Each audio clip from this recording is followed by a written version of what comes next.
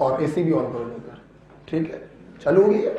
अच्छा, कल हम लोगों ने साल्ट हाइड्रोलिसिस को डील किया था और मेरे ख्याल से आपको सारे फार्मूले याद हो गए होंगे। ठीक है, आज हम लोगों को उस पर न्यूमेरिकल प्रैक्टिस करनी थी। 1 मिनट, मान लीजिए हम आपको कोई सॉल्ट दे देते हैं CH3COONA ये दे देते हैं, तो सबसे पहले बताओ इसके अंदर एसिड कौन है? Acidic acid. वीक या स्ट्रॉन्ग? बेस कौन है? Strong base. अच्छा, जल्दी से बताएंगे। हाँ, इसके एक्वा सॉल्यूशन का नेचर क्या होगा? Base. Type of hydrolysis? Anion. Anionic hydrolysis की इक्वेशन क्या होगी? एनायन वाले पार्ट को पकड़ लो, पानी से रिएक्शन कराओ, बनेगा acetic acid plus OH minus. चूंकि OH माइनस मिल रहा है, नेचर बेसिक होगा, और अगर नेचर बेसिक है तो सॉल्ट बना होगा स्ट्रॉन्ग बेस और वीक एसिड से। खत्म हो गया कोई? अच्छा, फार्मूले की बात करते हैं तो KH बराबर पहला फार्मूला CH² बराबर KW अपॉन, और से बोलो, ये पहला फार्मूला हो गया। अगर हम लोग बात करते हैं इसकी pH की, तो pH बराबर 1/2, ये सभी में कॉमन होता है, आया ना? आगे बोलो, plus pKa plus log C। अगर एसिड वाला वीक है तो अच्छे लोगों के साथ प्लस काम होगा, है या ना? इसको देखकर H+ की कंसंट्रेशन का फार्मूला बनाओ, अंडर रूट हो जाएगा KW into KA upon C। और बच्चों, इसका इस्तेमाल करके तुम डिग्री ऑफ हाइड्रोलिसिस का फार्मूला भी बना सकते हो। क्या बनेगा? KW upon KA into C का अंडर। अब बताओ, कोई जरूरत है डेरिवेशन की? नहीं, वो बेकार लोग करते हैं। अब यहां पे एक बार हम इस C पर जोर देना चाहेंगे। जल्दी बताओ, C क्या है? कंसंट्रेशन किसकी? उस आयन की जिसकी हाइड्रोलिसिस हो रही है। आयन अगर सॉल्ट 1:1 टाइप का है तो आप इसे सॉल्ट की कंसंट्रेशन भी बोल सकते हैं। बोलो हाँ या ना? बात क्लियर होगी? तो अगर इस क्वेश्चन में बात करें तो जो कंसंट्रेशन सॉल्ट की होगी वही कंसंट्रेशन उस आयन की भी होगी जिसकी हाइड्रोलिसिस हो रही है। सो सी, नो डाउट। लेकिन सोचो ना, अगर मैं तुमको, सोचो, अमोनियम सल्फेट दूं, विचार करना सब लोग, विचार करना। वेट, हटा दे इसको, विचार करना इसके ऊपर जरा। आइए घुसते हैं इसके अंदर। सबसे पहला कैटायन क्या है? NH4+। एनायन क्या है? इनका कोई यूज नहीं, हम लोग इनका कोई यूज नहीं करें। प्लस को देंगे इक्वल एंड अपोजिट, माइनस को देंगे इक्वल एंड अपोजिट। तो बेस बोलो, वीक एसिड बोलो। सब लोग सहमत है कि नहीं है? पक्की बात। चल भाई, एक्वा सॉल्यूशन का nature, type of hydrolysis, equation लिखो। NH4 प्लस वाटर बराबर NH4OH प्लस H+। मिल रहा, सॉल्यूशन एसिडिक होगा, सॉल्ट बना होगा स्ट्रॉन्ग एसिड वीक बेस से। पूरी पिक्चर क्लियर है? अच्छा, अब मैं बात करूं KH। नो डाउट KH बराबर CH² बराबर KW अपॉन है, एक ये बन गया। अब मान लो pH का फार्मूला बनाना है 1/2 pKw, आगे बोलो, minus PKB minus log C, क्योंकि वीक कौन है? बेस। तो जो कुछ भी यूज होगा वो बेस का यूज होगा, और बुरे लोगों के साथ नेगेटिव होता है, तो माइनस PKB होगा और माइनस log C होगा। अगर मैं यहां से H+ की कंसंट्रेशन निकालूं, अंडर बोलो, KW ऊपर, KB नीचे, C बोलो ऊपर जाए। कोई डाउट है? अब सवाल ये है, ये C कंसंट्रेशन उस आयन की होती है जो हाइड्रोलाइज होगा। बोलना मत, बस इतना बताना, अगर मैं सॉल्ट की कंसंट्रेशन 1 मोलर दे रहा हूं तो C की वैल्यू क्या होगी? 1 होगी या 2 होगी? C कहां से आ गया? फिर है मूर्ख हो गया तो 2C क्यों बोल रहे हो? C कहां से आ गया? C की तो वैल्यू हमने, इसकी कंसंट्रेशन क्या दी? 1 मोलर। अब C की जगह 1 रखोगे या 2? क्या रखोगे? 2 रखोगे। क्यों? क्योंकि ये टूटकर जो हाइड्रोलाइज वाला आयन मिलेगा वो जस्ट डबल मिलेगा। तो इसके 1 मोलर से 2 मोलर NH4+ मिलेगा। इसलिए यहां पर अब C की वैल्यू क्या होगी? उम्मीद है आपको ये पॉइंट क्लियर हो गया। क्लियर हुआ? 2 की 2C, 2C क्यों बोला था? अच्छा, ये क्लियर हो गया सबको? ओके, ये भी हो गया था। चलिए, तो अब हम लोग ने रिवीजन कर लिया। वो कौन सा सॉल्ट है जिसकी पीएच पर उसकी कंसंट्रेशन का प्रभाव नहीं पड़ता? वीक एसिड और वीक हाइड्रोलिसिस तो होती है लेकिन कंसंट्रेशन का प्रभाव नहीं पड़ता। उसका फार्मूला मुंह जवानी बोले, KH बराबर H² का होल स्क्वायर बराबर KW upon K into K। PH बताओ, 1/2 pKW plus pKa minus pK। C वाला टर्म है। H+ की कंसंट्रेशन बराबर under root KW into Ka upon KB। Doubt? वो कौन से सॉल्ट है जिनकी हाइड्रोलिसिस नहीं होती? स्ट्रॉन्ग एसिड और स्ट्रॉन्ग बेस के सॉल्ट, उनका हाइड्रोलिसिस नहीं होता क्योंकि स्ट्रॉन्ग वाले जो कंपोनेंट होते हैं उनका हाइड्रेशन होता है, हाइड्रोलिसिस नहीं होता है। Got it? चलिए बेटा, अब हम लोग 2 क्वेश्चन करेंगे। कितने क्वेश्चन? 2 क्वेश्चन करेंगे। चलिए, आज पढ़ना है हम लोगों को फिर बफर, ठीक है? चलिए आइए, तो पहला क्वेश्चन पेश कर रहे हैं। हुजूर मुलाहिजा फरमाइएगा। ऐसे भी कर दिया करो, पूरा काम किया करो, है ना? चलो लिखेंगे, calculate neutralization constant when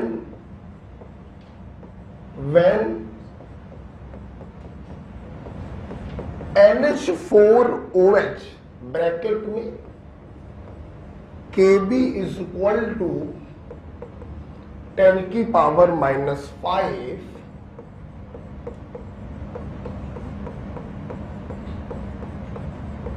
neutralised by HCl bracket में Ka इज इक्वल टू 10 की पावर -7। Will you try? कि मैं बताऊं? मैं बताऊं? चलो मैं, आप घर से देखना, ठीक है? अभी मैं टिक लगवा दूंगा तो घर से करके लाना, ठीक? चलो, सवाल बताने से पहले हम लोग भूमिका बना लेते हैं। अगर न्यूट्रलाइजेशन कांस्टेंट पूछा जाए तो इसको निकालने का कोई तरीका नहीं। हमारा पूरा फोकस होगा कि जो सॉल्ट बनेगा उसको पकड़ो और उसका हाइड्रोलिसिस कांस्टेंट निकालो, उसको पलटा दो तो न्यूट्रलाइजेशन कांस्टेंट आ जाएगा। है ना? चलिए देखते हैं सॉल्ट क्या बनेगा, देखते हैं। आगे लिखने की जरूरत है नहीं, सब दिखाई पड़ रहा है, फिर भी लिख देते हैं। ये बेस है, ये HCl है, न्यूट्रलाइजेशन होगा, ये सॉल्ट बनेगा, प्लस बनेगा वाटर, और आपको ये निकालना है। क्लियर हो गया पॉइंट? अब देखिए, आप इसको पकड़ लीजिए और इसके लिए आप KH निकालिए, उस KH को पलटी मारिए तो KM की वैल्यू आ जाएगी। हाँ या ना? अब सोचो, क्या तुम इसका KH नहीं निकाल पाओगे?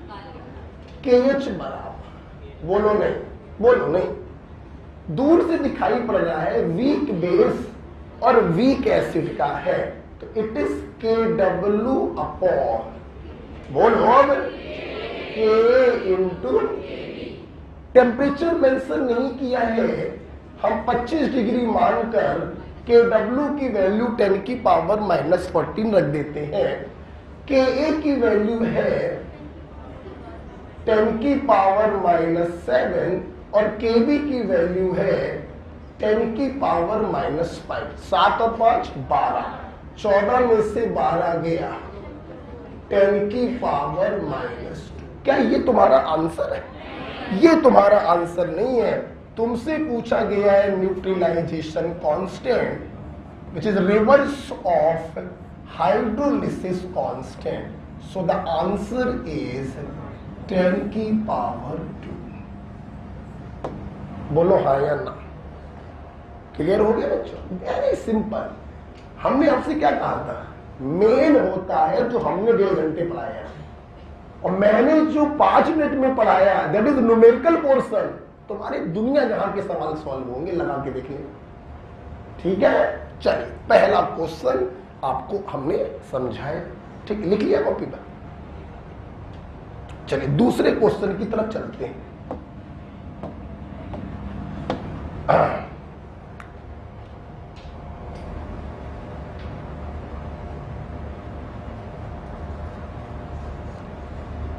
ओके, ठीक है बेटा, चलिए पढ़ते रहिए, मेहनत करते रहिए। अगला क्वेश्चन देखते हैं, ये लेकिन मैं नहीं करूंगा, ये तुम लोग करना, ठीक है? चलो,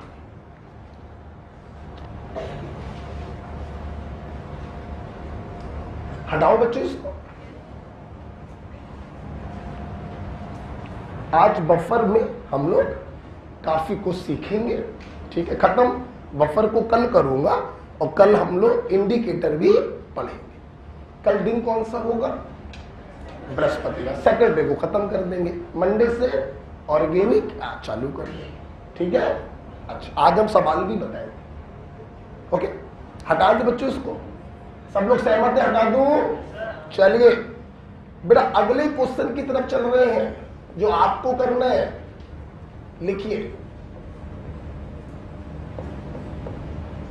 तुम लोग हाइड्रोलिसिस की इक्वेशन देखकर भी कुंडली बता सकते हो ना? बता सकते हो ना? ठीक। करेक्ट रिलेशन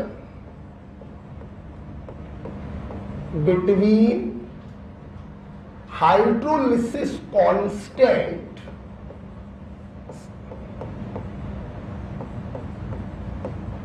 जिसे हम लोग KH कहते हैं एंड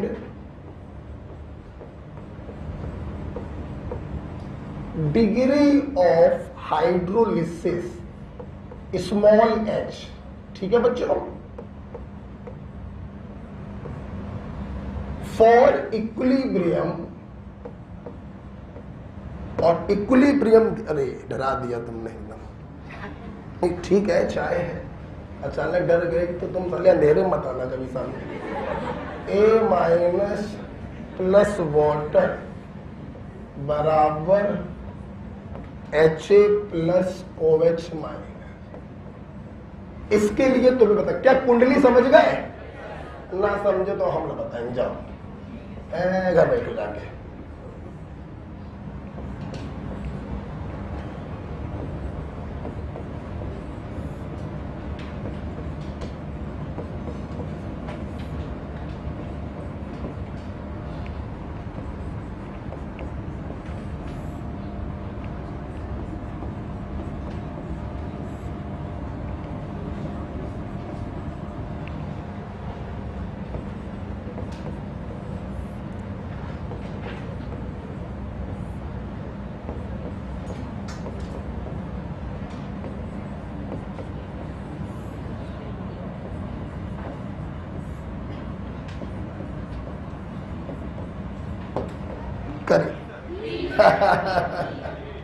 कितना तेज आंसर आ रहा, देख रहे हो? अपने कलीग से पूछ रहे सब सवाल, कर लेगा। तो इस समय देखना कितना लेगा। ये नहीं वो कर नहीं पाएगा, ये समय कैसे बोल सकता हूं, ये तो बोल नहीं सकता, बिल्कुल कर लेगा, लेकिन समय देखना कितना लेगा। और तुमने इसको देखते ही तुम्हारे दिमाग में पूरी कुंडली आ चुकी है इसकी, आया ना? फिर भी हम आपको 30 सेकंड दे रहे हैं, सभी लोग करके दिखाएं।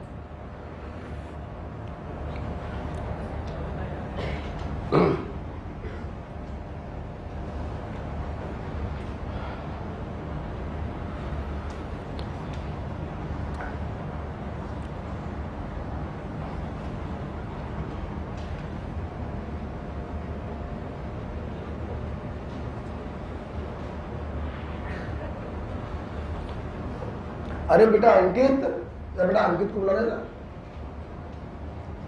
ग्लोबल चालू कर दिए भैया, एसी चालू कर लो, कहा है? अच्छा तो देखो कोई फेस आ रहा हो कहीं से, अच्छा फिर भी देख लो एक बार, देख लो एक बार, कुछ हो जाए, तुम्हारी उंगली डालने से कुछ हो जाए, देख लो एक बार। हाँ भाई कुछ आंसर आया, पक्की बात है, आज उधर फील कर लेते हैं भैया। ए देखना जैसे हाइड्रोलिसिस तो हो ही रही है, एनायनिक हाइड्रोलिसिस का ये केस दिया गया है, ठीक।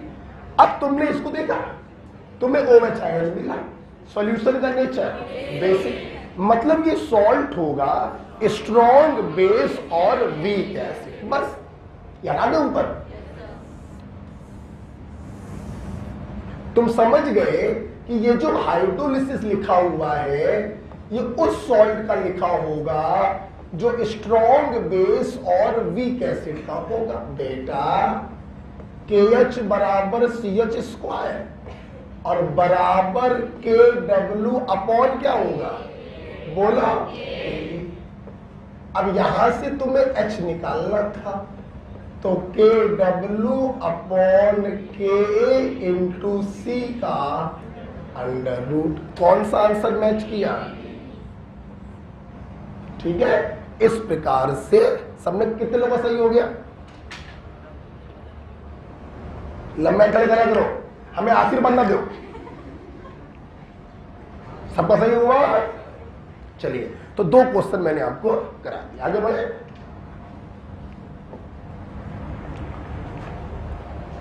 ओके तो चलिए अब हम लोग पढ़ रहे हैं बफर सॉल्यूशन।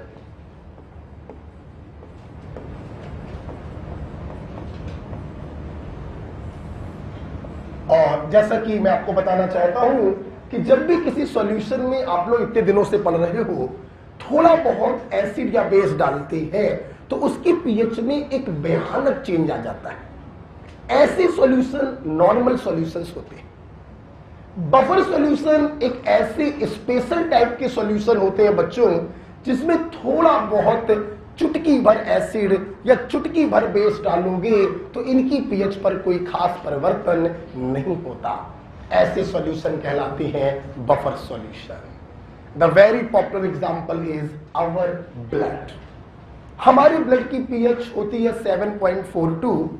अगर ब्लड की पीएच में 0.2 का भी चेंज आ जाए तो हम लोगों की डेथ हो सकती है। लेकिन आप देखिए हम लोग दिन भर में क्या कुछ नहीं खाते पीते हैं, फिर भी अगले दिन पढ़ने चले आते हैं, कभी मरते नहीं है।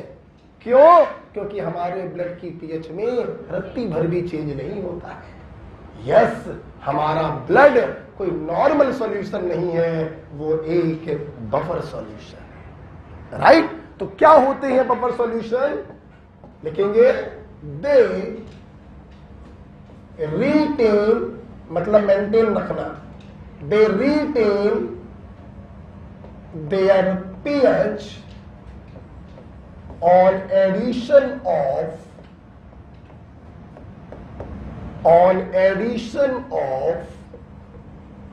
a small amount of acid or base। ऐसे सॉल्यूशन जो अपनी पीएच को मेंटेन रखते हैं थोड़ा बहुत एसिड या बेस डालने पर, उन्हें हम कहते हैं बफर सॉल्यूशन। ओके, अच्छा एक बात और बताते हैं। हम तुम्हें अपनी मातृभाषा की ताकत दिखाते हैं। जब बफर सॉल्यूशन को हिंदी में क्या कहते हैं? हिंदी में कहते हैं इसको प्रतिरोधी सॉल्यूशन को कहते हैं विलयन। प्रतिरोधी विलयन। प्रतिरोधी का मतलब होता है जो डाले गए एसिड और बेस का प्रतिरोध करे, एसिड और बेस को डालने पर उसका प्रतिरोध करे, उसका अपोज करे और अपनी पीएच को चेंज होने ना दे। ऐसे विलयन, ऐसे सॉल्यूशन कहलाते हैं बफर सॉल्यूशन। तो इसी डेफिनेशन को आप और करके ऐसे भी लिख सकते हो, ऐसे भी लिख सकते हो, दे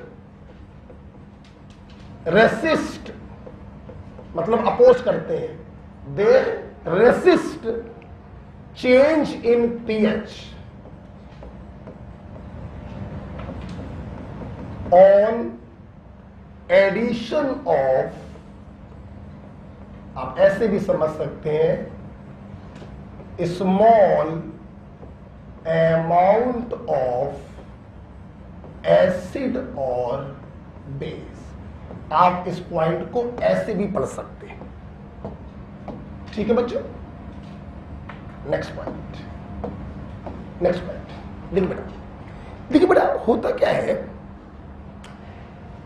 हमने आपको भी मोटी मोटी भाषा में समझाया कि बफर सॉल्यूशन में थोड़ा बहुत चुटकी भर एसिड या बेस डालोगे तो इनकी पीएच पे कोई चेंज नहीं होता, ऐसा मोटा मोटा बताया। अगर मैं बहुत बारीक अध्ययन करूं, बहुत बारीक, तो बहुत बारीक अध्ययन करने पर यह समझ में आता है कि एक्चुअली में चेंज तो इनकी पीएच में भी होता है, लेकिन वो चेंज इतना स्मॉल होता है, इतना स्मॉल होता है कि हम उसको इग्नोर कर देते हैं। जैसे समझना मेरी बात, एक्चुअली जो नॉर्मल सॉल्यूशन होते हैं उसमें तुमने थोड़ा सा एसिड या बेस डाला, पीएच साला एकदम से इतना हो गया, चेंज कितने का आया? 5.3।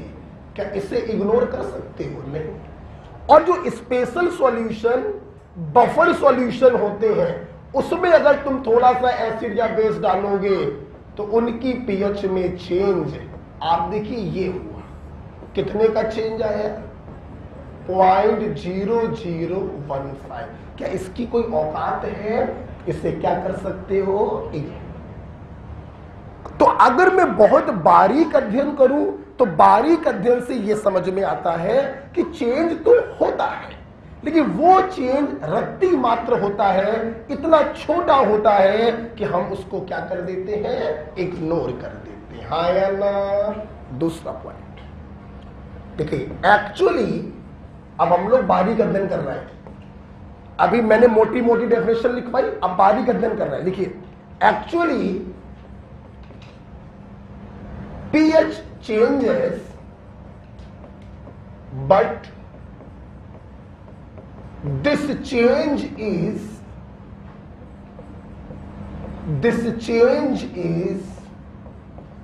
too small to measure, hence ignored.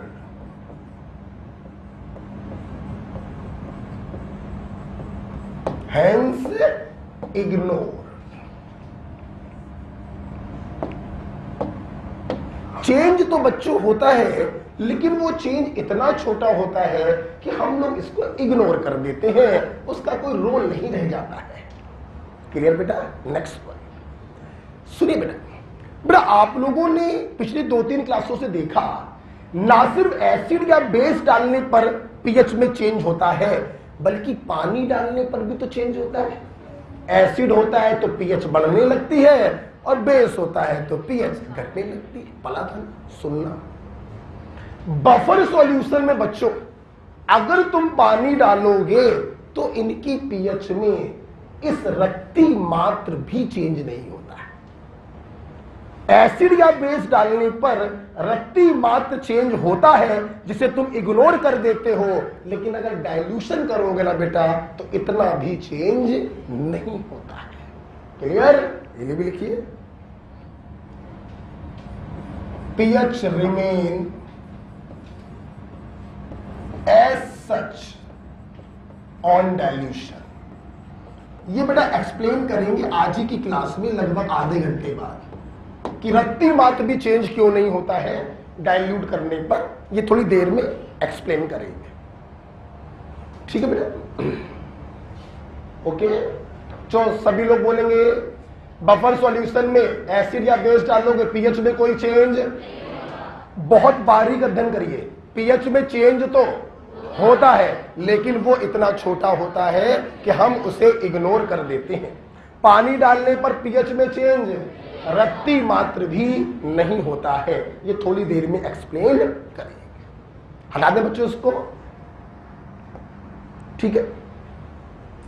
ठीक है, अब देखिए बफर सॉल्यूशन को हमने दो प्रकार से क्लासिफाई किया है, टू टाइप्स।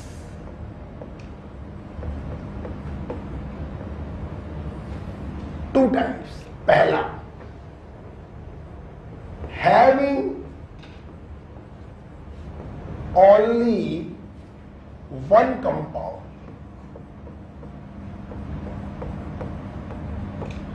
ऐसे बफर सॉल्यूशन बच्चों जिनके अंदर सिर्फ एक मॉलिक्यूल होता है और वही मॉलिक्यूल अकेले पूरे बफर सिस्टम को मेंटेन करता है। तो पहली केस है ऐसे बफर जो सिर्फ एक मॉलिक्यूल से मिलकर बने होते हैं, और इसका पहला एग्जांपल है बच्चों, इसका पहला एग्जांपल है salt of weak acid and weak base.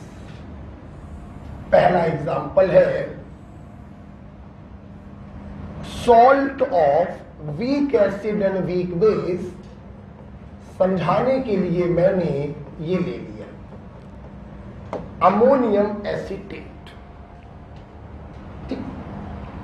अब इसमें तो कोई प्रॉब्लम होगी नहीं कि इसके अंदर एसिड भी वीक है और बेस भी। अब समझ में आया? हमें पहले ही कहा था ना, ये चैप्टर सीक्वेंस में पढ़ा जाता है। बिना सॉल्ट हाइड्रोलिसिस के तो बफर पढ़ लोगे का? नहीं पढ़ पाओ। बहुत से लोग पढ़ा देते, बफर पहले पढ़ा देते, सॉल्ट हाइड्रोलिसिस बाद में पढ़ा। ऐसा है नहीं लेकिन इसमें, ठीक है, सीक्वेंस है चैप्टर का। तो आप देखिए ये वीक एसिड और वीक बेस का सॉल्ट है और ये बफर की तरह काम करता है। आइए मैं आपको एक्सप्लेन करूं, because question asked in NEET exam. देखिए ये सॉल्ट है, नजर सामने, पेन कॉपी बंद। मैंने बोला इसका aqueous सॉल्यूशन बफर की तरह काम करेगा, बिल्कुल काम करेगा। आपको मालूम है salt are usually strong electrolyte, ये 100% अपने आयनों में टूट जाएगा। बिल्कुल सही जवाब दिया आपने। अब देखिए ऑफकोर्स बच्चों aqueous सॉल्यूशन होगा, ये अंडरस्टूड है। पानी में डाला होगा तभी अपने आयनों में टूटा होगा, ये अंडरस्टूड है। अब सुनना, तुमने बोला कि ये साला बफर की तरह काम कर रहा है, मतलब एसिड या बेस डालने पर इसकी पीएच में कोई चेंज नहीं होगा। आओ देखें क्यों नहीं होगा। देखो जरा, देखो, माना तुमने इसमें थोड़ा सा एसिड डाला। क्या डाला बच्चों? अब तक देखना, अगर ये एसिड बर्तन में फ्री अवस्था में रहा तो भाई जी ये उसकी पीएच को भयानक चेंज कर देगा, लेकिन बफर ऐसा होने नहीं देगा। देखना, जैसे इस एसिड को देखा, बफर के अंदर उपस्थित बेसिक पार्ट एक्टिवेट हो गया। नेगेटिव चार्ज है, बेस होगा, आया ना? ये बेसिक पार्ट इस डाले गए एसिड को तुरंत खा लेगा और खाते ही बदल जाएगा एसिटिक एसिड में। बोलो हाँ या ना? सुनते रहना, सुनते रहना। अब ये जो वीक एसिड बना, ये कोई नॉन इलेक्ट्रोलाइट तो है नहीं कि टूटे ही ना, टूटेगा तो ऑफकोर्स ये वीक इलेक्ट्रोलाइट है, ये भी फर्दर थोड़ा सा टूट जाएगा और टूट कर थोड़े से H+ प्रोवाइड करेगा। अब सुनना, तुमने डाला था लाखों आयन H+ लाखों डाले तुमने, एक चम्मच में भी करोड़ों होंगे, ठीक। और अगर ये करोड़ों H+ बर्तन में रहते तो ये बर्तन की पीएच को भयानक चेंज कर देते। इन करोड़ों H+ को इस बेसिक पार्ट ने खा लिया, और खाने के बाद जो बनाया वो टूट कर 150 H+ दे रहा है। और इन 150 H+ से जो चेंज होगा वो इतना छोटा चेंज होगा जिसे हम क्या कर देंगे, इग्नोर कर देंगे और कहेंगे कि this is a buffer solution. Am I right? तो किस प्रकार से बफर सॉल्यूशन अपनी पीएच को मेंटेन करते हैं? अगर एसिड को डालोगे तो बेसिक पार्ट इसको खा लेगा, खाकर वीक इलेक्ट्रोलाइट में बदल जाएगा। अगर वो टूटेगा भी तो 150 H+ देगा, जिससे पीएच पर कोई खास फर्क नहीं पड़ेगा, और उसकी पीएच क्या रहेगी, मेंटेन रहेगी, कांस्टेंट रहेगी। हाँ या ना? चलो और फील कराते हैं, फील करो, पढ़ाते कहाँ है, थोड़ा सोचो सोचो सोचो सोचो। इसने जब H+ को पकड़ा, सोचना, ये किसी वीक इलेक्ट्रोलाइट में बदल गया, सोचना। अब ये वीक इलेक्ट्रोलाइट जितना वीक होगा इसकी बफर कैपेसिटी उतनी अच्छी होगी, क्योंकि जितना वीक होगा उतने कम H+ देगा, पीएच में चेंज उतना छोटा होगा। हाँ या ना? लेकिन H+ खाने के बाद जो वीक इलेक्ट्रोलाइट बना, अगर ये स्ट्रॉन्ग हुआ, वीक में भी स्ट्रॉन्ग कैटेगरी का हुआ, तो ज्यादा टूटेगा, ज्यादा H+ देगा, तो चेंज भी ज्यादा होगा। तो बच्चों, क्या मैं यहां से एक रिजल्ट ये नहीं निकाल सकता हूं, छोटा सा रिजल्ट, कि buffer efficiency is inversely proportional to strength of conjugate acid। इसका कंजुगेट एसिड यही तो है। ये साला जितना कमजोर होगा टूटकर उतने कम H+ देगा, ये अपनी पीएच को उतना ज्यादा मेंटेन करेगा, इसकी बफर एफिशिएंसी उतनी ज्यादा होगी। फील आया कि नहीं आया? ठीक, आप और फील करते हैं ना। अभी क्या हो गया, आप जानते हैं, न्यूमेरिकल पोर्शन तो हम चुटकी में खत्म करते हैं।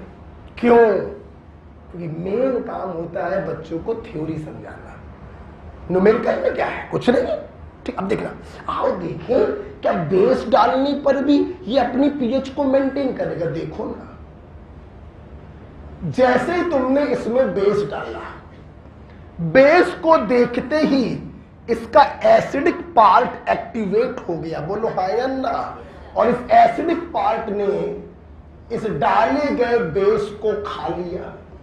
खाने के बाद ये ऐसे वीक इलेक्ट्रोलाइट में बदल गया जो अगर टूटेगा भी तो 50-60 OH आयन देगा, जिससे पीएच में चेंज इतना छोटा होगा कि उसको इग्नोर किया जा सकता है। लेकिन विचार करो, अगर ये OH आयन साले फ्री रहते, करोड़ों की संख्या में पड़े होते, तो पीएच में भयानक चेंज कर देते। इसने खा लिया, 150 OH आयन दिए, उससे पीएच पे कोई फर्क नहीं पड़ा। और तुम ये भी समझ रहे हो, ये जितना वीक होगा उतने कम OH आयन मिलेंगे, इसकी बफर एफिशिएंसी उतनी ज्यादा होगी। मतलब हम लिख सकते हैं, buffer efficiency is inversely proportional to strength of conjugate acid and conjugate base.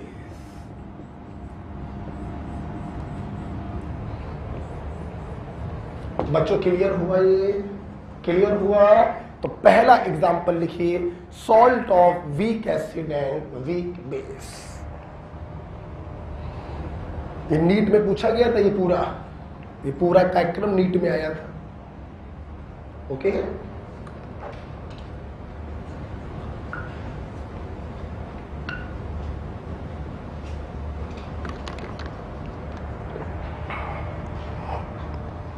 तो पहला केस पढ़ रहे हैं ऐसे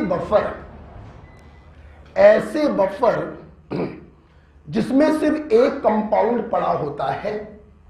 उसका पहला एग्जांपल था salt of weak acid and weak base. Acid डालेंगे, बेसिक पार्ट एक्टिवेट हो जाएगा, एसिड को खाकर वीक इलेक्ट्रोलाइट में बदलेगा, ना रहेगा बांस ना बजेगी बांसुरी, ना रहेगा बर्तन में H+, ना चेंज होगी पीएच। अगर तुमने OH आयन को डाला तो एसिडिक पार्ट एक्टिवेट हो गया, उसको खा लेगा, पीएच में कोई चेंज नहीं होगा। क्लियर हो गया पॉइंट? यहां से ये पॉइंट भी क्लियर हुआ, बनने वाले ये वीक एसिड और वीक बेस जितने कमजोर होंगे इस बफर की बफर एफिशिएंसी उतनी ज्यादा होगी। रटने आए हो तो बेटा मत आना कल से, हम फिर बार बार कह रहे हैं, पढ़िएगा आराम से, समझिएगा आराम से, ठीक है। चलिए अब इस पहली कैटेगरी में हम दूसरा एग्जाम्पल लेने जा रहे हैं। हटा दें इसको बच्चों, हटा दें, लिख लिया? अच्छा ये वाला पॉइंट समझ में आया? ये समझ में आया? ठीक है बच्चों, बोलो क्लियर हो गया? मैं आगे बढ़ सकता हूं? चलिए पहली कैटेगरी में दूसरा एग्जाम्पल बच्चों है ज्विटर आयन, या इन्हीं को बच्चों कहते हैं हम लोग डाईपोलर आयन।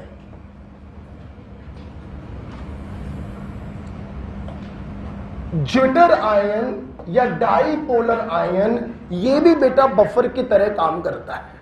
देखिए, क्या तुम लोगों ने बायो में एमिनो एसिड पढ़े? हम भी पढ़ाएंगे इन द चैप्टर बायोमॉलिक्यूल, बहुत पढ़ाते हैं हम, ठीक है, देखना बस तब। अभी फिलहाल आपने बायो की बात करें तो एक कार्बन पर कार्बोक्सिलिक ग्रुप और उसी कार्बन पर एमीन ग्रुप, यही कहलाते हैं एमिनो एसिड, ठीक है। अच्छा सुनना बेटा, हम लोग यूजली अल्फा एमिनो एसिड पढ़ते हैं। फंक्शनल ग्रुप के बगल वाला कार्बन अल्फा और उसी पर है NH2, अल्फा एमिनो एसिड। देखो बच्चों, हम लोग एमिनो एसिड पढ़ते ये जरूर है, लेकिन एमिनो एसिड इस रूप में एग्जिस्ट नहीं करता है। क्यों नहीं करता है इस रूप में एग्जिस्ट? आप खुद बताइए। अगर एक पिंजड़े में शेर को बकरी के साथ बंद कर दें तो रात के बाद जब दूसरा दिन होगा तो पिंजड़े में कौन बचेगा? बकरी को खा जाएगा। अगर एक पिंजड़े में दो ऐसे लोगों को बंद कर दिया जाए जो आपस में रिएक्शन कर सकते हैं तो उनमें से कोई भी एग्जिस्ट नहीं करेगा, एक दूसरे को खा जाएगा। हाँ, एक ही मॉलिक्यूल के अंदर बेसिक पार्ट है और उसी के अंदर एसिडिक पार्ट है। क्या होता है, इन दोनों में आपस में रिएक्शन हो जाता है। एक प्रोटॉन डोनर है, एक प्रोटॉन एक्सेप्टर है। ये अपने H+ को इसको डोनेट कर देता है और डोनेट करने के बाद कुछ ये स्ट्रक्चर आपके सामने आता है।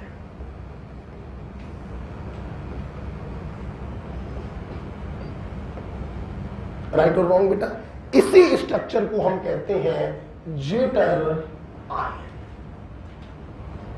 क्लियर? एमिनो एसिड जब भी बच्चों एग्जिस्ट करता है ज्विटर आयन के फॉर्म में ही एग्जिस्ट करता है, वो इस न्यूट्रल फॉर्म में एग्जिस्ट नहीं करता। सुनते रहिएगा, लिखिए।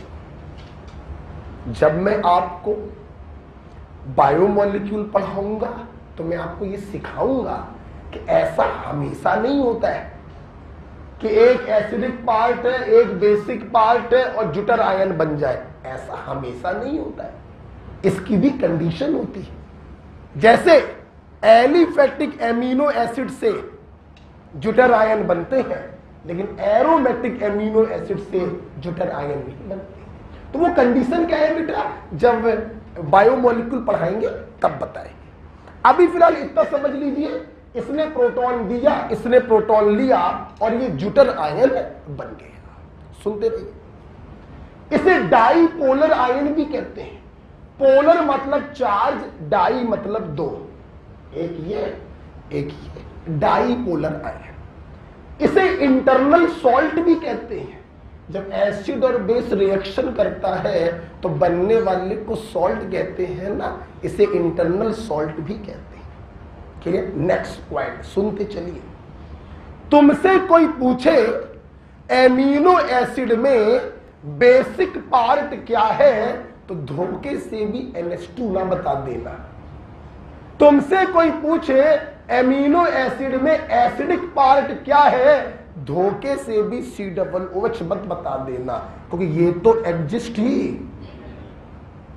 अब देखिए क्या बताओगे। देख, ये बेस है तो H+ लेने के बाद ये किस में बदल गया, कंजुगेट एसिड। ये एसिड है, H+ देने के बाद किस में बदल गया। तो मेरे भाई, अगर तुमसे कोई पूछे एमिनो एसिड में बेसिक ग्रुप कौन सा होता है, तो COO-। एसिडिक ग्रुप कौन सा होता है, NH3+। पहले ये बताओ, थोड़ा सा ज्यूटर आयन समझ में आया? थोड़ा सा पढ़ाया है, डिटेल डिस्कशन भयानक करूंगा जब बायोमोलिक्यूल पढ़ाऊंगा। ठीक है? अब सुनना, ये जो चीज है बेटा, ये भी बफर की तरह काम करती है। आप देखिए, अकेली है। जैसे इसके पहले वाले एग्जांपल में सॉल्ट अकेला था, बफर की तरह काम कर रहा था, ये भी अकेला है, बफर की तरह काम कर रहा है। आइए देखें कैसे। अच्छा, तुम साले बफर हो, तो तुम्हारे ऊपर हम एसिड डालेंगे तो तुम एसिड को खा जाओगे, और बेस डालेंगे तो तुम बेस को भी खा जाओगे। हाँ, खा जाएगा। दिखाए? देखो, जगह कम पड़ेगी। देखिए सब लोग, सब लोग सामने देखेंगे बफर एक्शन को, या सब लोग देखिए। बच्चों, मैंने इसमें थोड़ा सा एसिड डाला और सेकंड केस बनाएंगे थोड़ा सा। अब देखना, जैसे तुमने एसिड डाला, इसका बेसिक पार्ट एक्टिवेट हो गया और ये बेस जाकर इस एसिड को खा जाएगा। और सबसे खास बात देखो, खाने के बाद ये जिसमें बदलेगा वो एक वीक एसिड है कि नहीं? अगर ये टूट कर थोड़ा बहुत H+ देगा भी तो pH पर कोई खास फर्क नहीं पड़ेगा। तो बच्चे जल्दी बताओ, pH को मेंटेन किया कि नहीं किया? बफर है कि नहीं है? तुमने बेस डाला, जैसे ही बेस डाला एसिडिक वाला पार्ट एक्टिवेट हो गया, ये एसिड इस बेस को खा जाएगा। सब लोग देखें,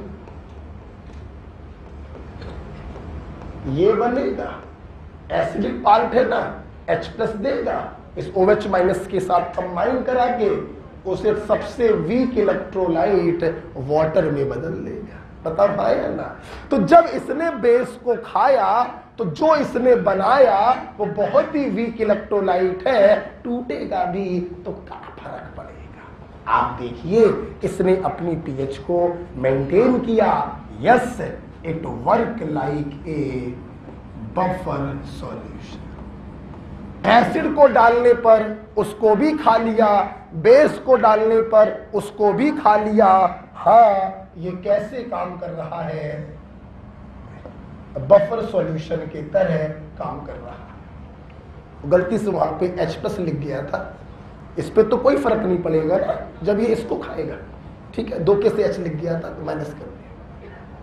ठीक है बेटा, ओके। चल, तो ये भी खत्म होता है। बफर सॉल्यूशन के 2 केस पढ़ रहे हैं। पहला केस, हैविंग ओनली 1 कंपाउंड, ठीक है, जिसमें 2 एग्जाम्पल पढ़े, salt of weak acid and weak base, और दूसरा एग्जांपल पढ़ा जिटर आयन।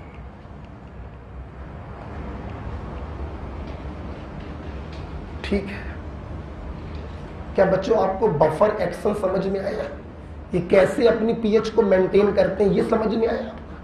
ठीक है, डाले गए एसिड और बेस को खा लेते हैं और इतने वीक इलेक्ट्रोलाइट में बदल जाते हैं कि जिनके टूटने से कोई फर्क नहीं पड़ता। ठीक,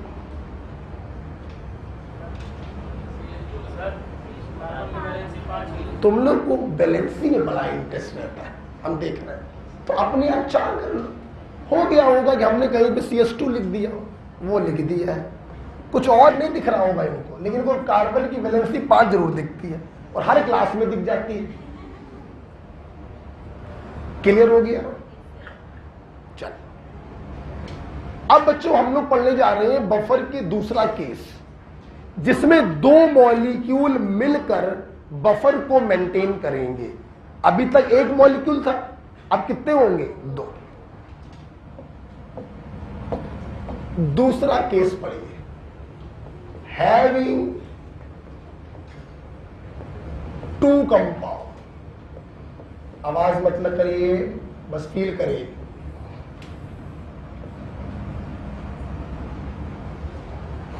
हैविंग 2 कंपाउंड, देखिए मेरी बात सुन लीजिए बच्चों। जब 2 कंपाउंड मिलकर बफर को मेंटेन करते हैं तो इनको बनाने का सबसे बढ़िया तरीका होता है, एक ले लो weak electrolyte, either weak acid और वीक बेस, और इसमें डाल दो, पढ़ा चुका हूं, its salt with strong counterpart. समझ में आ गया? अभी नहीं आया? नहीं, मैं नहीं मानूंगी, मैं तो बताऊंगी। जैसे यहां ले लिया वीक एसिड, तो इसमें डालोगे इस वीक एसिड का स्ट्रॉन्ग बेस के साथ बना सॉल्ट, वो मिक्सचर काम करेगा बफर सॉल्यूशन की तरह। या इसको ले लो वीक बेस और सॉल्ट डालोगे इस वीक बेस का स्ट्रॉन्ग एसिड के साथ बना हुआ, तो वो मिक्सचर काम करेगा बफर के तरीके। क्लियर? तो एक होना चाहिए वीक और दूसरा होना चाहिए उसका salt with strong counter part. अगर ये वीक एसिड है तो स्ट्रॉन्ग बेस के साथ सॉल्ट डालोगे, अगर ये वीक बेस है तो स्ट्रॉन्ग एसिड के साथ सॉल्ट डालोगे। Is it clear? ये तरीका होता है इस प्रकार के बफर को बनाने का। बताओ कितने लोग हैं बर्तन में? 2। इसीलिए क्या पढ़ा? Having 2 compound. ठीक, सुनते रहना बेटा। अगर ये वीक वाला पार्ट एसिड है तो नाम पड़ जाता है एसिडिक बफर, और अगर ये वीक वाला पार्ट बेस है तो नाम पड़ जाता है बेसिक बफर। ठीक है? तो देखिए, तो इसमें भी बच्चों पहला एग्जांपल हो गया एसिडिक बफर का।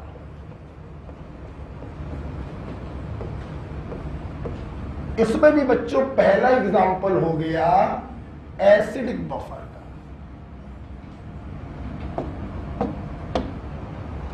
कैसे बनेगा acidic buffer? Week acid plus its salt with, बच्चों बोलो, स्ट्रॉन्ग बेस। ठीक है? वीक वाला जो लेते हो वही उसका नाम पड़ जाता है। ठीक? अच्छा सुनो, लिख लिए। और के बाद एक लाइन छोड़ देना, बस बाद में बताएंगे, पहले इसको देखते हैं, फील कर लेते हैं। ठीक? देखो, जैसे बच्चों मैंने वीक एसिड ले लिया HCl, ठीक, और अब मैं इसका सॉल्ट डालूंगा किसी स्ट्रॉन्ग बेस के साथ, तुम बताना सही लिखा या गलत? सही लिखा गलत? किस स्ट्रॉन्ग बेस के साथ मैंने इसका सॉल्ट बनाया है? NaOH। HCl ले लिया, NaOH, सॉल्ट क्या बना? NaCl डाल दिया। तो weak acid plus its salt with strong base, this mixture work as acidic.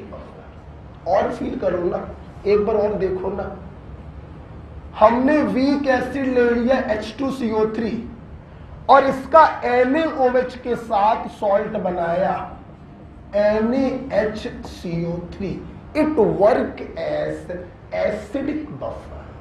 हाँ या ना? मैंने वीक एसिड ले लिया CH3COOH, तुम बताना जो लिख रहे हैं वो सही या गलत है?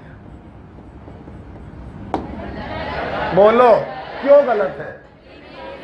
आपने वीक बेस के साथ बनाया, गलत। अब बताना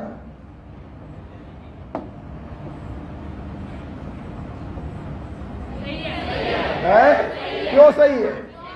आपने कैल्शियम हाइड्रोक्साइड के साथ सॉल्ट बनाया है, तो weak acid plus its salt with strong. Yes, ये मिक्सचर काम करता है बफर के तरीके। क्लियर हो गया बच्चों? अच्छा सुनना, मैंने यहां पे लाइन छुड़वाई थी खाली।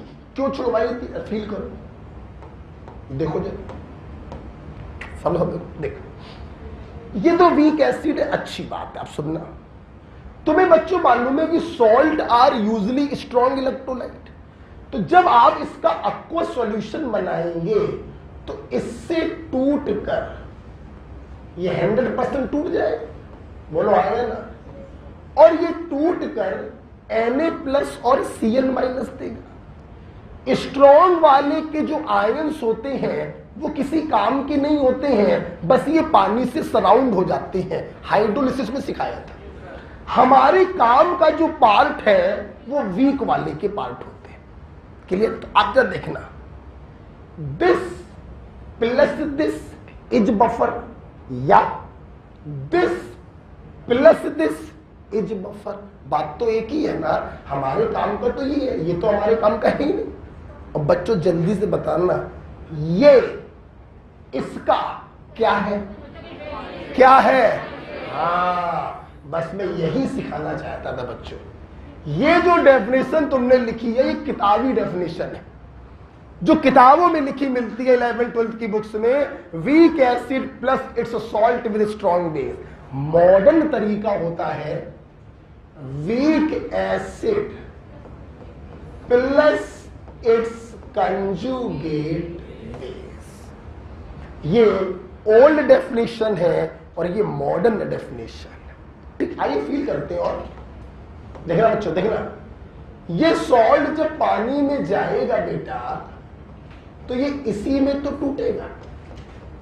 सब लोग बोलो, ये तो मतलब किसी काम का है ही नहीं। तो हमारे काम का क्या है?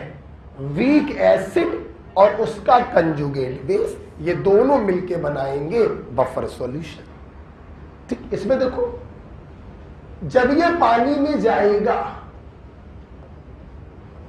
तो ये एसीटेट आयन और कैल्शियम आयन में टूटेगा। कैल्शियम आयन स्ट्रॉन्ग इलेक्ट्रोलाइट का पार्ट है, ये किसी काम का नहीं है, मेरे काम का है वीक एसिड और उसका कंजुगेट बेस। यस, ये दोनों मिलकर बनाते हैं बफर सॉल्यूशन। अब बोलो, सहमत हो? चलो कि पूरी क्लास लिखते लिखते बोलेगी। एसिडिक बफर बनाने के पुरानी और नई दोनों रास्ते बताओ। Weak acid plus its salt with strong base या weak acid plus its conjugate. Okay, ठीक है, लिख लीजिए।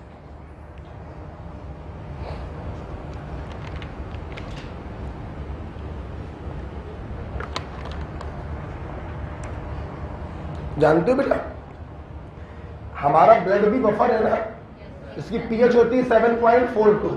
हमारा ब्लड का बफर यही बनाता है, यही होता है ब्लड बफर। बफर तुम लोग लिख लेना, जगह नहीं। यही होता है ब्लड बफर। H2CO3 और बाइकार्बोनेट मिलकर बनाते हैं ब्लड बफर। ठीक है बच्चों,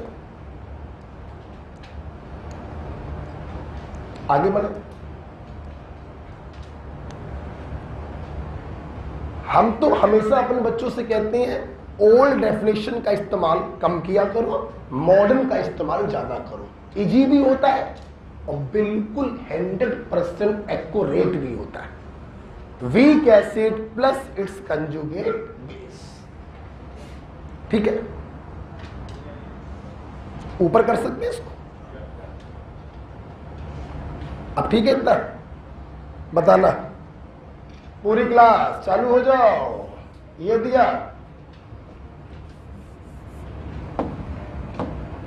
देखो जरा, फील लाओ जरा।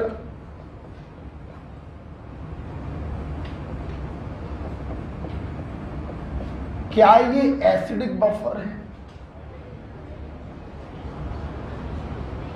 बोलो, क्यों नहीं है?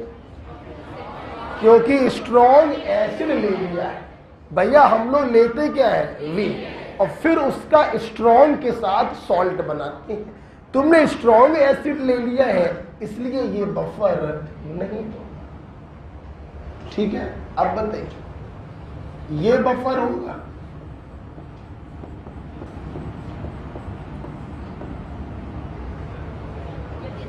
बोलो, नहीं होगा। वीक एसिड है और KOH स्ट्रॉन्ग बेस के साथ सॉल्ट है, ये तो एसिडिक बफर होगा। पढ़ाई करिए, है ना। इस बैच का मामला बहुत गड़बड़ है।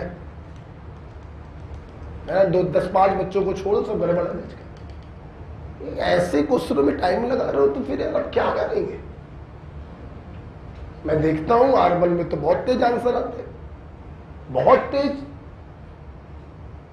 आप इसमें सोच रहे हैं यार तो क्या करेंगे? मतलब दुनिया में 7 एसिड स्ट्रॉन्ग है, FSO3H, SbF5, HClO4, H2SO4, HNO3, HCl, HBr, H। इनके अलावा जितने भी होते हैं वो वीक होते हैं। ये स्ट्रॉन्ग एसिड था, देखते ही गलत हो गया। एसिड होना चाहिए वीक, उसका सॉल्ट होगा स्ट्रॉन्ग बेस के साथ, ये गलत हो गया।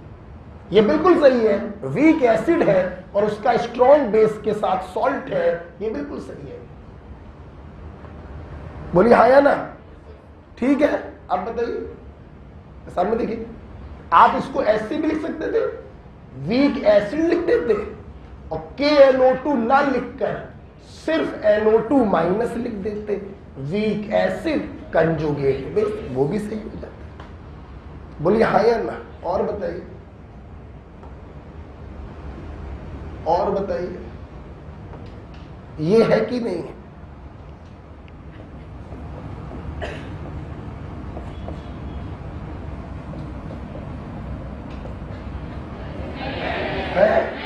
है कि नहीं है? नहीं है, H2S is a week acid और H प्लस हटाकर कंजुगेट बेस बना दिया। यस, ये भी बफर सॉल्यूशन है, एसिडिक बफर है। Week acid plus its conjugate base. आप चाहे लिख दीजिए HS माइनस, चाहे आप इसके स्थान पर लिख दीजिए KHS, दोनों ही सही है। वीक एसिड चाहे लिख दो बगल में कंजुगेट बेस और चाहे लिख दो स्ट्रॉन्ग बेस के साथ बना हुआ सॉल्ट। यस, ये भी एसिडिक बफर है ना। जरा आप बताइए,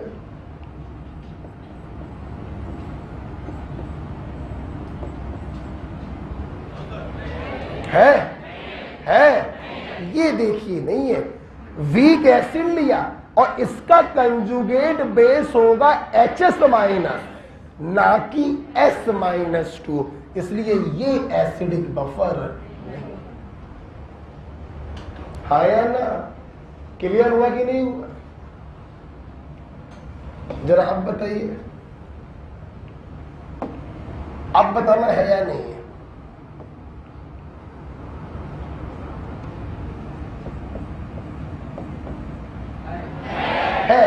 This is the weak acid. It still have replaceable hydrogen, so this is a weak acid and this is the conjugate base. Yes, ये बफर है. ओके, तो वीक एसिड जिसके पास रिप्लेसेबल हाइड्रोजन हो और बगल में उसका कंजुगेट बेस डाल दीजिए, वो एसिडिक बफर की तरह काम करता है. राइट, बताइए.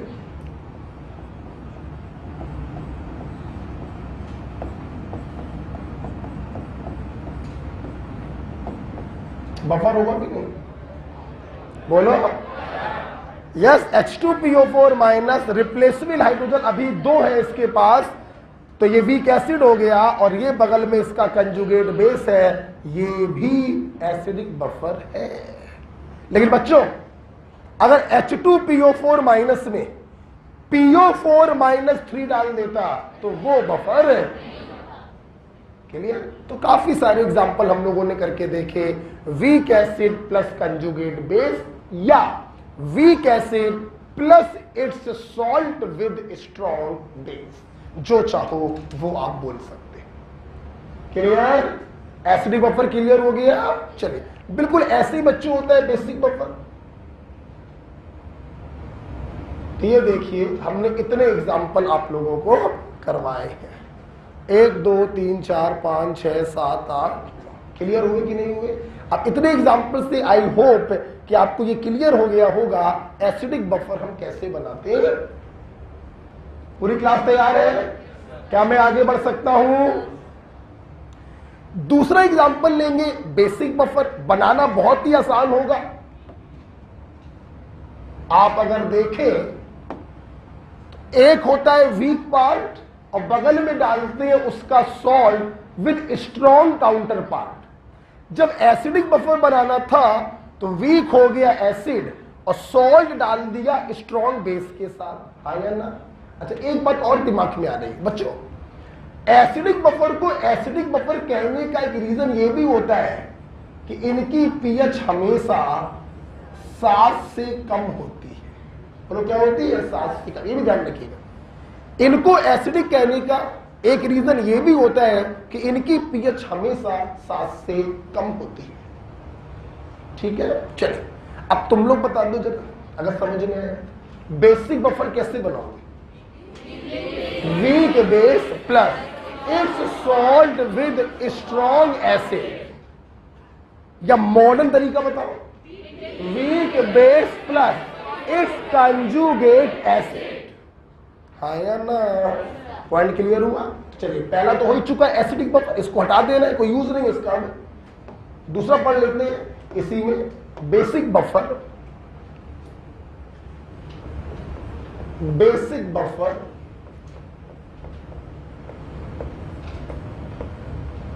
सब लोग देखेंगे. बनाने का तरीका फिर से वही है. वीक बेस लेंगे plus its salt with strong acid, या फिर मॉडर्न स्टाइल में बोलेंगे weak base plus its conjugate acid. बोलो हाँ या ना? जैसे देखिए बेटा, जैसे देखिए बताया जाए. जैसे मैंने ले लिया, पहले बताओ पहला कंपोनेंट सही लिया या गलत? सही या गलत? Ammonia is a weak base. सही. अब बगल में इसका सॉल्ट डालना है स्ट्रॉन्ग एसिड के साथ. देख के बताना सही या गलत है. सोच लो, सोच लो. यस, इसका मैंने HCl के साथ सॉल्ट बनाया है. बिल्कुल सही है. यस, ये काम करेगा बच्चों बेसिक बफर की तरह. और आप देखो बेटा, चाहे तुम NH4Cl लिखो और तुम्हें अच्छे से मालूम है ये टूट कर देगा क्या? NH4 plus Cl. ये मेरे किसी काम का नहीं. Weak base conjugate acid. Yes, this is the basic buffer. बोलो बच्चों हाँ या ना? अच्छा बताना, अगर मैं इसको ऐसे लिख देता तो क्या ख्याल था?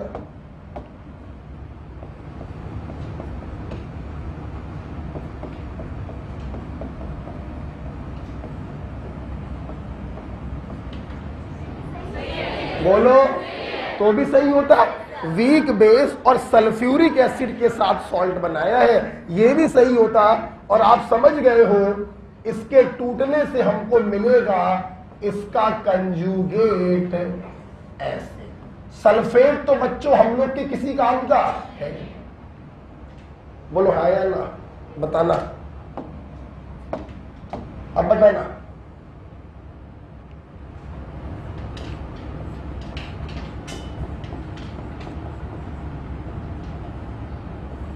पहला कंपोनेंट सही है गलत?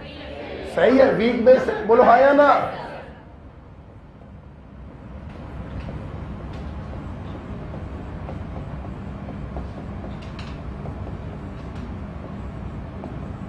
दूसरा कंपोनेंट भी बोलो, HCl के साथ सॉल्ट बनाया है, दूसरा कंपोनेंट भी क्या है? सही है। तो weak base and it's conjugate acid बोलो या उसका सॉल्ट बोलो स्ट्रॉन्ग एसिड के साथ, बिल्कुल सही जवाब है। ठीक है, कुछ सीखे कि नहीं सीखे? बफर कुछ सीख गए बेटा? चल,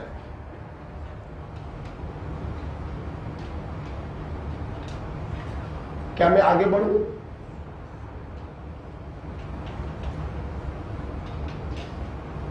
लिख लिया सब लोगों ने? देखो बेटा, अब जब हम लोग बफर पढ़ लेते हैं तो अब हमारे सामने अगला क्वेश्चन होता है कि बफर सॉल्यूशन की हम पीएच कैसे निकालें। अच्छा, एक बात लिख लीजिएगा कि अगर ये बेसिक बफर है तो इनको बेसिक कहने का रीजन है कि इनकी पीएच 7 से ज्यादा। अब बेटा हम लोगों का अगला क्वेश्चन ये आता है कि एसिडिक बफर की पीएच 7 से कम होती है, बनाना तो सीख ही गए। बेसिक बफर की पीएच 7 से ज्यादा होती है, बनाना तो सीख ही गए। तो इनकी पीएच हम कैसे निकालें, ये मेरा अगला क्वेश्चन होगा। तो बेटा हम लोगों ने आज ये पढ़ा कि बफर सॉल्यूशन दो प्रकार से हम लोगों ने बनाए। पहला हम लोगों ने बनाया हैविंग ओनली वन कंपाउंड, उसमें दो एग्जांपल पढ़े, salt and week acid and weak base, और दूसरा एग्जांपल पढ़ा ज्यूटानाइल। दूसरा केस पढ़ा हैविंग टू कंपाउंड, उसमें भी दो केस पढ़े, एसिडिक बफर और बेसिक बफर। पूरी क्लास में देखिए, एसिडिक बफर किताबी भाषा week acid plus salt with strong base, moulding technique week acid plus conjugate base. Basic buffer किताबी भाषा weak base plus salt with strong acid, और मोलिंग तरीका weak base plus conjugate acid. तो बच्चों जब हम लोग इतना पढ़ लेते हैं तो अब जरूरत ये है कि भाई एसिडिक बफर की पीएच 7 से कम होती है, बेसिक बफर की पीएच 7 से ज्यादा होती है। तो सवाल ये है 7 से कितनी कम या 7 से कितनी ज्यादा, मतलब हम बात करने जा रहे हैं एग्जैक्ट कैलकुलेशन ऑफ पीएच। तो अगला हमारा पॉइंट है पीएच कैलकुलेशन।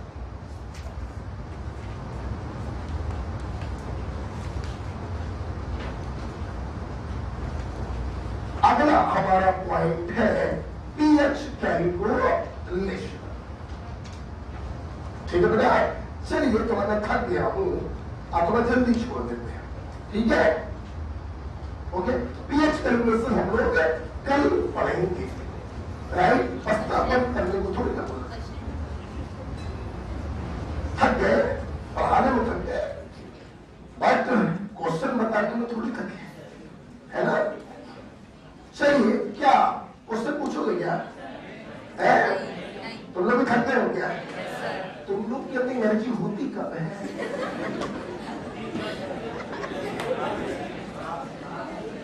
चलिए, अच्छा ये बताइए, आज बफर को समझ में आएगा? प्रयास करिएगा हमारे साथ, कदम से कदम मिला के अगर आप चले तो कुछ अच्छा हो जाए।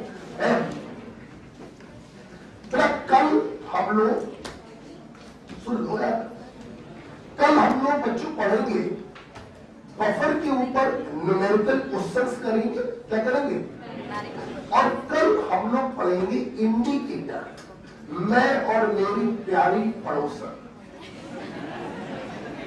कल आएगा, ठीक है। तो कल लास्ट क्लास होगी ओवर बफर एंड इंडिकेटर, और परसों से चालू करेंगे सॉल्युबिलिटी। ठीक, घर पे जाओ, घर देखो, अगर देखा जाए तो आज अच्छा भी पता ही हो गया बच्चों, सॉल्ट हाइड्रोलिसिस तो हो गया ना पूरा, तो उस पर क्वेश्चन तो कर लो, उस पर क्वेश्चन तो कर लो।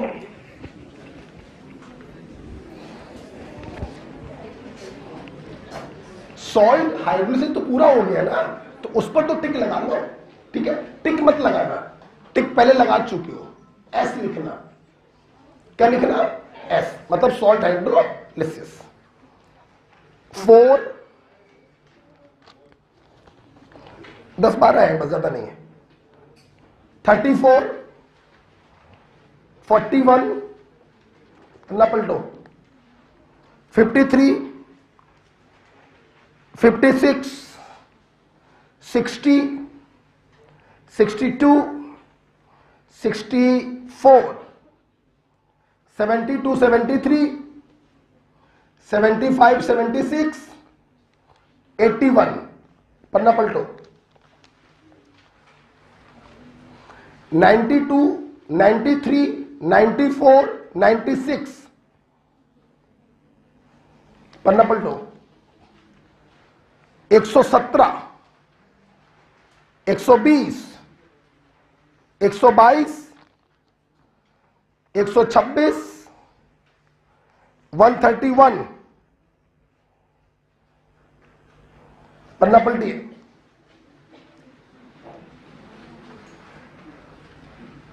148 149 154। आप देख रहे हैं बच्चों, आप हमारे साथ साथ ये सीढ़ी पूरी क्या हो जा रही है। तो कितने सवाल हो गए, 20 25 सवाल हो गए। तो कल के लिए आपका काम हो गया 40 सवाल, 25 सवाल आईनी के और 15 सवाल एक्सक्लूसिव शीट के।